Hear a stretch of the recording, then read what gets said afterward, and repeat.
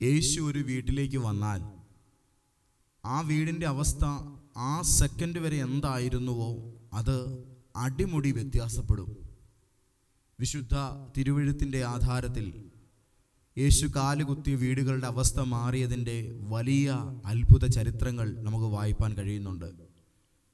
ഇന്നെന്നെ കേൾക്കുന്ന നിങ്ങളുടെ ഓരോരുത്തരുടെയും ഭവനത്തിൻ്റെ അകത്തളങ്ങളിലേക്ക് ആ മാറ്റങ്ങൾ പിന്നെയും നിങ്ങൾക്ക് അനുഭവേദ്യമായി തീരേണ്ടതിന് നിങ്ങളുടെ സങ്കീർണമായ പ്രശ്നങ്ങളുടെ ഉത്തരങ്ങളുമായി യേശു ഇന്ന് കാലുകുത്താൻ പോവാട്ടോ.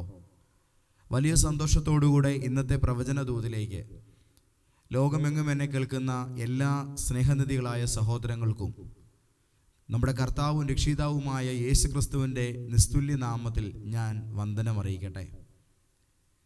അനുഗ്രഹീതമായിരിക്കുന്ന നമ്മളുടെ സഭയിലെ ഫാസ്റ്റ് ലൈഫ് ചേഞ്ചിങ് സീസൺ 6 എന്ന ഡെലിവറൻസ് മീറ്റിംഗ് ഫാസ്റ്റിംഗ് പ്രയറും നടന്നുകൊണ്ടിരിക്കുകയാണ്. കഴിഞ്ഞ പകലിൽ സഭയ്ക്കകത്ത് കൂട്ടായ്മയ്ക്ക് വന്നു ചേർന്ന നിരവധി ആൾക്കാരുടെ ജീവിതത്തെ പരിശുദ്ധാത്മാവ് ആഴത്തിൽ രൂപാന്തരപ്പെടുത്തുന്നത് കാണുവാൻ ദൈവം ഞങ്ങളെ സഹായിച്ചു. ഇന്നും ഈ ദൈവപ്രവൃത്തി തുടരുകയാണ്.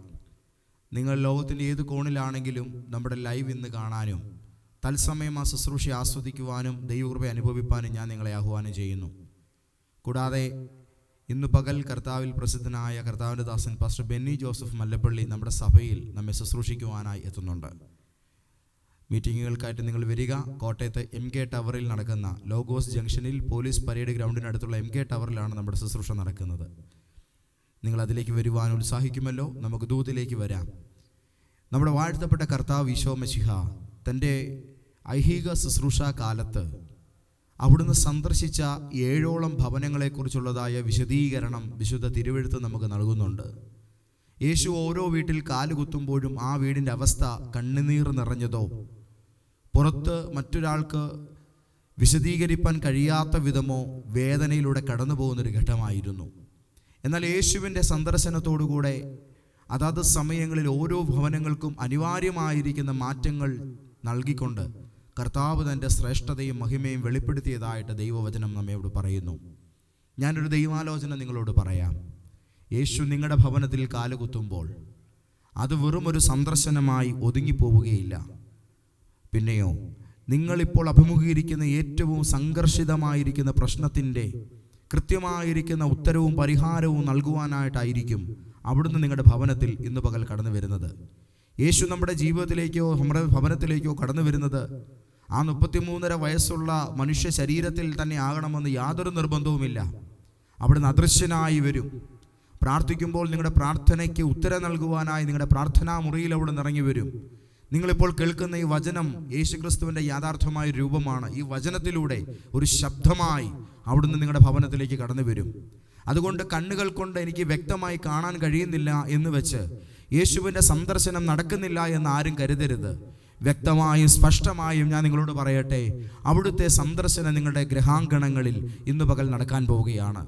വിശുദ്ധ യോഹന്നാൻ്റെ സുവിശേഷം 2-ാം അധ്യായം 1 മുതൽ 11 വരെയുള്ളതായ വിശുദ്ധ വചനങ്ങളിലാണ് തൻ്റെ ശുശ്രൂഷയുടെ ആരംഭമായി യേശു ആദ്യത്തെ അടയാളം ചെയ്യുന്നത്. അത് കാനായിലെ കല്യാണ വീട്ടിലാണ്. യേശു ആദ്യമായി പോയൊരു ഭവനമെന്ന നിലയിലുള്ള ഖ്യാതി അഥവാ അതിശയ പ്രവൃത്തികൾക്കായിട്ട് യേശു കാലുകുത്തിയൊരു വീടെന്നുള്ളതായ അഭിമാനകരമായ വാക്ക് ഈ കുടുംബത്തിന് ചേരുന്നതാണ്. യേശുവിനെ ശിഷ്യന്മാരെയും വിവാഹത്തിന് ക്ഷണിച്ചിരുന്നു. അവിടെ വീഞ്ഞു പോരാതെ വരികയിൽ കർത്താവിൻ്റെ അമ്മ അവർക്ക് വീഞ്ഞില്ല എന്ന് പറവേ യേശു കൽപാത്രങ്ങളിൽ വെള്ളം നിറയ്ക്കുവാൻ പറയുകയും അതേ തുടർന്ന് കൽപാത്രങ്ങളിൽ നിറച്ച വെറും പച്ചവെള്ളം ഏറ്റവും ലഹരിയുള്ള പുതുവീഞ്ഞായി തീരുകയും ചെയ്ത അത്ഭുതകരമായ രൂപാന്തര സംഭവം നമുക്ക് തിരുവചനത്തിൽ വായിക്കാൻ കഴിയുന്നു. യേശു നമ്മുടെ ഭവനത്തിലേക്ക് കടന്നു വരുമ്പോൾ നമ്മുടെ ജീവിതത്തിൻ്റെ അകത്തെ കണ്ണുനീരിന് കാരണമായിരിക്കുന്ന ശൂന്യതകളെ അവിടുന്ന് പരിഹരിക്കും. ഇന്ന് നിങ്ങളുടെ വീടിനകത്തേക്ക് യേശു കടന്നു വരുന്നതിലൂടെ എന്നെ കേൾക്കുന്ന ഓരോരുത്തരോടും ഞാൻ പറയട്ടെ, കർത്താവ് നിങ്ങളുടെ ഭവനത്തിൻ്റെ അകത്ത് മറ്റുള്ളവരുടെ മുമ്പിൽ നിങ്ങൾ തല താഴ്ത്തുവാൻ കാരണമായി തീരുന്നേക്കാവുന്ന ഏത് സങ്കടത്തിനും ഉത്തരം നൽകി നിങ്ങളെ ആദരിക്കുവാൻ കർത്താവ് തയ്യാറാകും. ഒരു വിശ്വാസം നിങ്ങളുടെ ജീവിതത്തിൽ ഉയർത്തെഴുന്നേൽക്കട്ടെ. ഇന്ന് രാവിലെ എൻ്റെ യേശു എൻ്റെ വീട്ടിൽ വരുന്നതോടുകൂടെ എൻ്റെ ശൂന്യതകൾ സമൃദ്ധിയായി മാറും. എൻ്റെ ജീവിതത്തിൻ്റെ പച്ചവെള്ളങ്ങൾ വീഞ്ഞുകളായി മാറും. മറ്റുള്ളവരുടെ മുമ്പിൽ അവഹേളനപരമായ മതം ഞാൻ തല താഴ്ത്തേണ്ട ഏത് സാഹചര്യവും എൻ്റെ യേശുവിൻ്റെ കടന്നുവരവോടുകൂടെ ഒരു അത്ഭുതമായി രൂപാന്തരപ്പെടും. ഇന്നത്തെ ഈ ദൈവാലോചനയുടെ മുമ്പിൽ നിങ്ങളുടെ ഭവനത്തിൽ ഈ മാറ്റം കർത്താവ് ഇതാ ഒരുക്കുകയാണ്. യേശു രണ്ടാമതായി പോയ ഭവനം തൻ്റെ പ്രിയപ്പെട്ട സ്നേഹിതനും തൻ്റെ പ്രിയ ശിഷ്യനും തൻ്റെ താക്കോൽക്കാരനും എന്ന നിലയിൽ അറിയപ്പെടുന്ന സാക്ഷാൽ പത്രോസ്ലീഹായുടെ ഭവനമാണ്. യേശു ആ വീട്ടിൽ ചെല്ലുമ്പോൾ പത്രോസിൻ്റെ അമ്മാവി അമ്മ കടുത്ത പനി ബാധിച്ച് കിടപ്പിലായിരിക്കുന്നു എന്നാണ് രേഖപ്പെടുത്തിയിരിക്കുന്നത്. വിശുദ്ധ മത്തായിയുടെ സുവിശേഷം 8-ാം അധ്യായത്തിൻ്റെ 14-ാമത്തെ വചനത്തിലാണ് നമ്മൾ ഈ തിരുവെഴുത്ത് കാണുന്നത്, ഈ സംഭവം കാണുന്നത്. യേശു ആ വീട്ടിൽ വന്നാറേ യേശു ആ തൻ്റെ പ്രിയ ശിഷ്യൻ്റെ അമ്മാവി അമ്മ കിടക്കുന്ന ആ ഒരു ബെഡിനരികിലേക്ക് കടന്നു ചെല്ലുന്നു. ശേഷം യേശു ആ ജ്വരത്തെ ശാസിക്കുന്നു. യേശുവിൻ്റെ വായിലെ ശ്വാസനയാൽ ആ മാതാവിനെ ഭാരിച്ചിരുന്ന വലിയ രോഗം തൽക്ഷണം ആ സ്ത്രീയെ വിട്ടുമാറുകയും പിന്നീട് നമ്മൾ കാണുന്നത് അവൾ എഴുന്നേറ്റ് അവർക്ക് ശുശ്രൂഷ ചെയ്തു എന്നാണ്. നിങ്ങളുടെ ഭവനത്തിലേക്ക് കർത്താവ് ഇന്ന് കാലുകുത്തുന്നത് ചിലതിനെ ശാസിക്കാൻ വേണ്ടിയാണ്.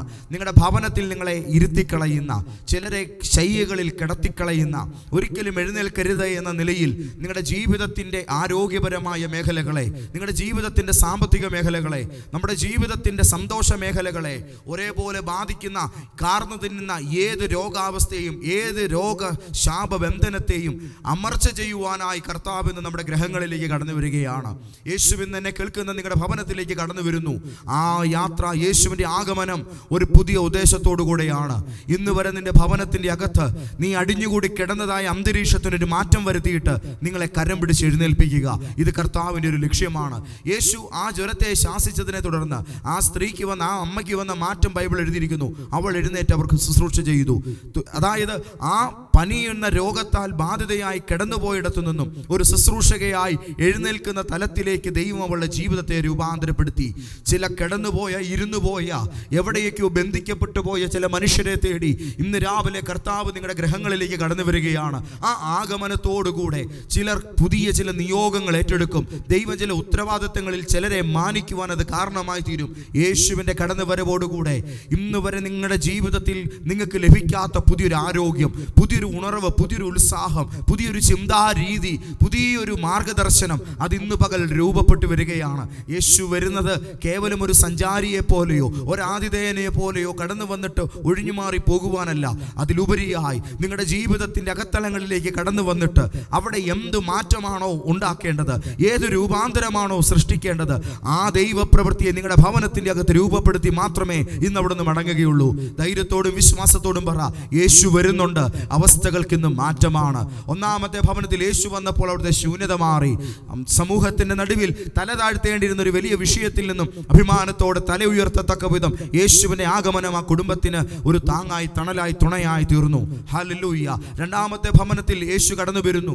ആ കടന്നുവരവോടുകൂടെ ആ ഭവനത്തിൽ രോഗിയായി കിടക്കുന്ന ഒരു അമ്മയ്ക്ക് ആരോഗ്യത്തോടുകൂടി എഴുന്നേറ്റ് യേശുവിനെ ശുശ്രൂഷിക്കത്തക്ക വിധമുള്ള ഒരു ചൈതന്യം ലഭിക്കുന്നതായിട്ട് നമ്മൾ കാണുന്നു. യേശു ആരോഗ്യം വരുത്തുന്നവനാണ്. ഞാൻ നിങ്ങളെ ചികിത്സിച്ച് നിങ്ങളുടെ മുറിവുകളെ പൊറുപ്പിക്കുമെന്ന് ദൈവവചനത്തിൽ എഴുതിയിരിക്കുന്നു. ഞാൻ നിങ്ങളുടെ മേൽ ത്വക്കും ഞരമ്പും മാംസവും വെച്ചു പിടിപ്പിക്കുമെന്ന് യെഹെസ്കേൽ പ്രവചനത്തിൽ പറയുന്നു. നിങ്ങളുടെ ശരീരത്തിൽ വ്യാപരിക്കുന്ന രോഗത്തിൻ്റെ ബന്ധനങ്ങൾ, നിങ്ങളെ അലട്ടുന്ന ഏത് തരമായിരിക്കുന്ന ശാരീരിക അസ്വസ്ഥതകൾ, അത് ഞരമ്പിലാകട്ടെ, ത്വക്കിലാകട്ടെ, അസ്ഥികളിലാകട്ടെ, മാംസപേശികളിലാകട്ടെ, മാനസിക തലങ്ങളിലാകട്ടെ, ബന്ധങ്ങളിലാകട്ടെ, ഒരു സൗഖ്യമായി കർത്താവ് ഇന്ന് രാവിലെ വീടുകളിലേക്ക് വരികയാണ്. ഒരു മാറ്റം ഉണ്ടാകാൻ പോകുന്നു. ഒരു ദൈവപ്രവൃത്തി സംഭവിപ്പാൻ പോകുന്നു. യേശു ഒരു രൂപാന്തരത്തിലേക്ക് നമ്മളെ നയിക്കുകയാണ്.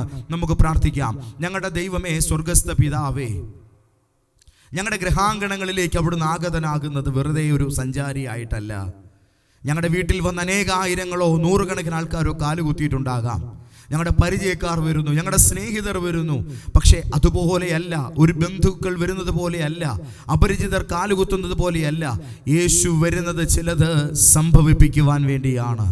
അവിടുത്തെ ആഗമനത്തോടുകൂടെ ഉടലെടുക്കുന്ന അത്ഭുതങ്ങൾ, അവിടുത്തെ ആഗമനത്തോടുകൂടെ രൂപപ്പെടുന്ന ദൈവപ്രവൃത്തികൾ ഞങ്ങളുടെ ഗൃഹാങ്കണങ്ങളിൽ സംഭവിക്കട്ടെ എന്ന് പ്രാർത്ഥിക്കുന്നു.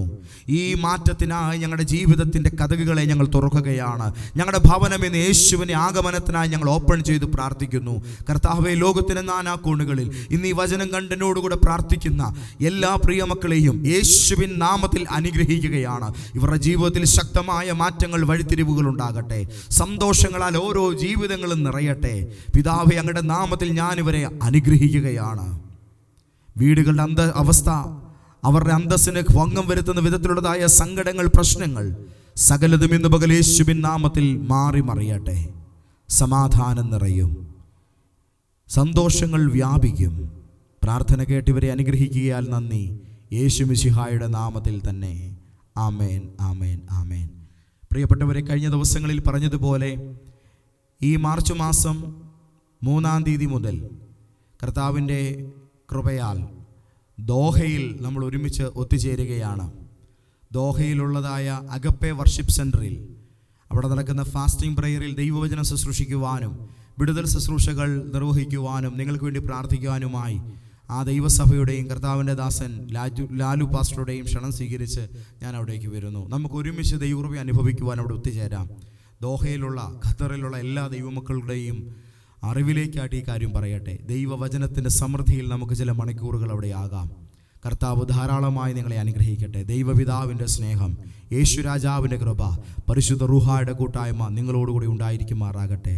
ആമേൻ.